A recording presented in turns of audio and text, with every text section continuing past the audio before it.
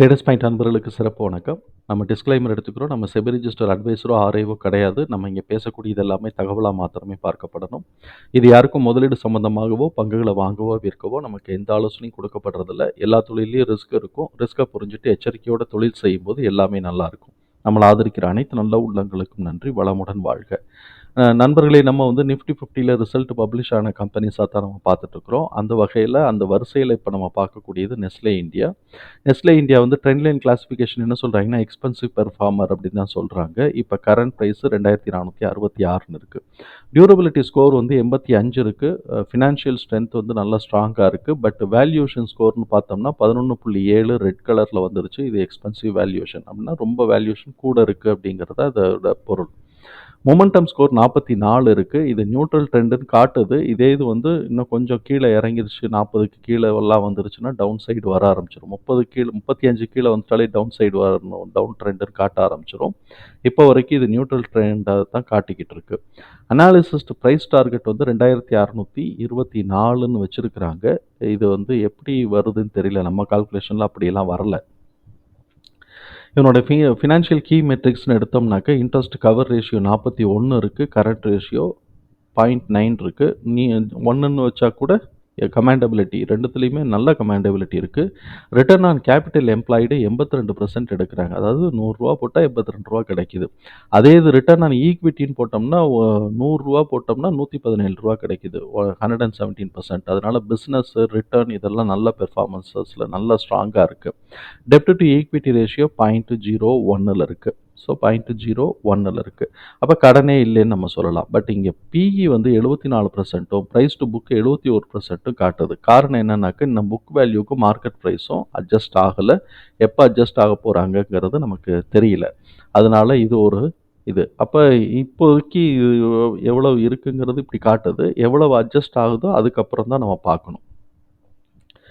இப்போ 1 year forward EPS வந்து பார்த்தோம்னா 36.5 இருக்குது. இப்போ இவனோட கன்சஸ் ரெக்கமெண்டேஷன்ஸ் வந்து 36 அனாலிசிஸ்ட் சொல்லியிருக்கிறாங்க. அதில் 3 பேர் வந்து 6 பேர் செல்லாகவும் 15 பேர் ஹோல்டாகவும் 15 பேர் பையாகவும் கொடுத்துருக்குறாங்க. எப்படி வரப்போகுதுன்னு பார்ப்போம். கேஷ் ஃப்ளோவை பொறுத்த வரைக்கும் net cash flow year on year மைனஸில் போயிருக்கு 188%. அதே மாதிரி கேஷ் ஃப்ரம் ஆப்ரேட்டிங் வந்து இயர் ஆன் இயர் வந்து 52% இன்க்ரீஸ் ஆகிருக்கு. ஸோ அப்போ இது ஓகே. இது ஒருக்கான நெட் கேஷ் ஃப்ளோ மைனஸில் போனது ரொம்ப யோசிக்க வேண்டிய விஷயம். இப்போ இந்த குவார்ட்டர்லி ரிசல்ட்டில் பார்த்தோம் அப்படின்னு சொன்னாக்க இவன் பாருங்களேன், அப்படியே டபுள் டிஜிட்லேயே வச்சுக்கிட்டு இருந்த இவனோட இபிஎஸ் வந்து பார்த்தோம்னா திடீர்னு வந்து டிசம்பர் குவார்ட்டர்லேருந்து சிங்கிள் டிஜிட்டுக்கு வர ஆரம்பிச்சிருச்சு. அதே மாதிரி பார்த்தோம்னா புக் வேல்யூவும் பார்த்தோம்னா 320லேருந்து 34க்கு ஓடியாந்துருச்சு. என்னங்கடா இவ்வளோ கம்மியாக போட்டிருக்கிறானே அப்படின்னு சொல்லிட்டு கார்ப்பரேட் ஆக்ஷன் எடுத்து போய் பார்த்தோம்னா அவன் வந்து ஜனவரி மாதம் ஸ்ப்ளிட் பண்ணியிருக்கிறான். ஜனவரி மாதம் 2024 வந்து ஸ்ப்ளிட் பண்ணியிருக்கிறாங்க. இது வந்து 10:1 அப்படின்னு சொல்லிட்டு. இது எப்போ இம்ப்ளிமெண்ட் பண்ண போகிறான்னு தெரியல. அது இம்ப்ளிமெண்ட்டோடைய டிசிஷன் வந்து எப்போ வந்து ரெக்கார்ட் டேட் வந்து ஜனவரி 5. ரெக்கார்ட் டேட் ஜனவரி 5. எப்போ இது வந்து இந்த ஸ்ப்ளிட் இம்ப்ளிமெண்ட் ஆகுதோ அப்போ தான் புக் வேல்யூ வந்து நமக்கு அட்ஜஸ்ட் ஆகும். இதுக்கு வந்து ஃபோர்த் கம்மிங்க்கு நம்ம கொடுத்துருக்குற அதையும் பார்த்துருவோம்.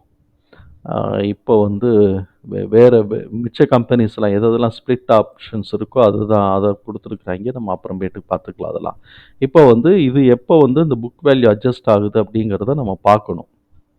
ஸோ இப்போ இருக்கக்கூடிய ப்ரைஸை நம்ம வாங்கினாலும் புக் வேல்யூ அட்ஜஸ்ட் ஆகி ப்ரைஸ் அட்ஜஸ்ட் ஆச்சுன்னா அதுக்கு ஏற்ற மாதிரி நமக்கு வந்து இது கிடைக்கும். ஆனால் ரெக்கார்ட் டேட் முடிஞ்சு போச்சு. இப்போ நம்ம 2000க்கு வாங்கினோம்னா ப்ரைஸ் அட்ஜஸ்ட்மெண்ட்டில் நமக்கு ப்ரைஸ் வந்து அட்ஜஸ்ட் ஆகி கிடைக்கும். ரெக்கார்ட் டேட் முடிஞ்சு போச்சு. அதை நம்ம மனசில் வச்சுக்கணும். இனிமேல் நமக்கு வந்து ஷேர் கூடாது. இப்போ நம்மளுடைய ஃபண்டமெண்டல்ஸு நம்ம வந்து பார்ப்போம். இவங்க என்ன பண்ணிக்கிட்டு இருக்கிறாங்கன்னு பார்ப்போம். ஸோ இப்போ அந்த ஆஸ்பெக்டில் வந்து நம்ம பார்த்தோம் அப்படின்னு சொன்னாக்க ரெவென்யூ வந்து குவார்ட்டர்லி டு குவார்ட்டர்லி 26%, இது year on year quarterly net profit year on year 26%, quarterly revenue year on year 8% increase ஆகிருக்கு. அது வந்து December to quarter on quarter increase ஆகிருக்கு. நெட் ப்ராஃபிட்டும் குவார்ட்டர் ஆன் குவார்ட்டர் இன்க்ரீஸ் ஆகிருக்கு. ஸோ இப்போ growth இருக்குது. ஆனால் இந்த இது அட்ஜஸ்ட் ஆகி வரும்போது தான் நமக்கு வேல்யூ எப்படிங்கிறது தெரியும். எஃப்ஐஎஸை பொறுத்த வரைக்கும் பெரிய சேஞ்சஸ் இல்லை, ப்ரொமோட்டர்ஸ்லையும் பெரிய சேஞ்சஸ் இல்லை, ரொம்ப மைனர் 0.1% தான் சேஞ்சஸ் இருக்குது. டிஐஎஸை பொறுத்த வரைக்கும் ஒரு 0.3%ல் வந்து சேஞ்சஸ் இருக்குது. சேஞ்சஸ்னாக்க மைனஸ் பண்ணியிருக்க கீழே விற்றுருக்குறாங்க, குறைச்சிருக்கிறாங்க அது இன்வெஸ்ட்மெண்ட்டை. ஸோ இப்போ இப்படி இருக்கக்கூடிய இந்த கம்பெனியோட இந்த இன்ஃபர்மேஷன்ஸ் எல்லாத்தையும் தூக்கி நம்ம வந்து எக்ஸல் நம்ம ஷீட்டில் நம்ம போட்டோம். ஃபேர் ப்ரைஸ் 160 காட்டுது.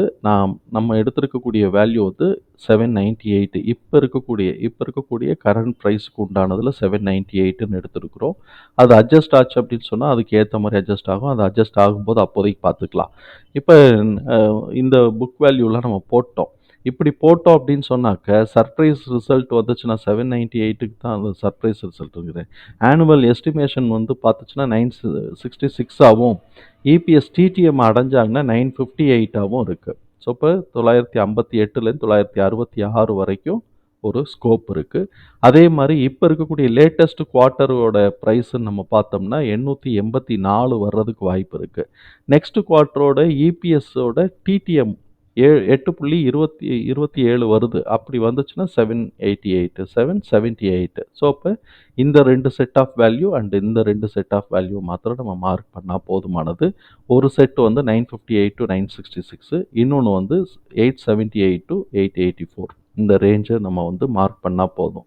அப்படி மார்க் பண்ணோம்னா எல்லாம் ஒரே இடத்துல வருது. இந்த கோடு வந்து இது எல்லாம் ஒரே இடத்துல வருது, ₹80 டிஃப்ரென்ஸில். இப்போ இவன் ப்ரைஸ் வந்து என்னைக்கு வந்து அந்த இது வந்து புக் வேல்யூ அட்ஜஸ்ட் ஆகிட்டு கீழே இறங்குதோ அப்போ வந்து எங்கே வரைக்கும் இறங்குது அப்படின்னு நம்ம வந்து பார்ப்போம். அது 260க்குலாம் இறங்காது. ஏன்னா 1:10னாக்க அப்போ வேல்யூவும் 1:10க்கு இறங்குமான்னா அப்படிலாம் இறங்க போகிறதில்ல. எங்கே இறங்குதுங்கிறத பார்த்துக்குவோம். இது வந்து நம்ம அது இறங்கினதுக்கு பிறகு திருப்பி ஒரு தடவை ஃபாலோ போட்டு ரீகேப் பண்ணணும். அதுக்கப்புறம் தான் இதோடைய க்ரோத் எவ்வளோ தூரம் வருதுங்கிறத நம்ம பார்க்கணும். ஏன்னா புக் வேல்யூ அண்டு பிஇ இப்போ இருக்கக்கூடிய இதுலேருந்து நம்ம கால்குலேட் பண்ண முடியாது. இது வந்து அட்ஜஸ்ட் ஆகட்டும். அட்ஜஸ்ட் ஆனதுக்கு பிறகு நம்ம வந்து திருப்பி ஒரு தடவை கால்குலேட் பண்ணுவோம். தகவல் நமக்கு பயனுள்ளதாக இருந்ததுன்னா சங்கருக்கு ரொம்ப சந்தோஷம். நம்மளை ஆதரிக்கிற அனைத்து நல்ல உள்ளங்களுக்கும் நன்றி. வளமுடன் வாழ்க.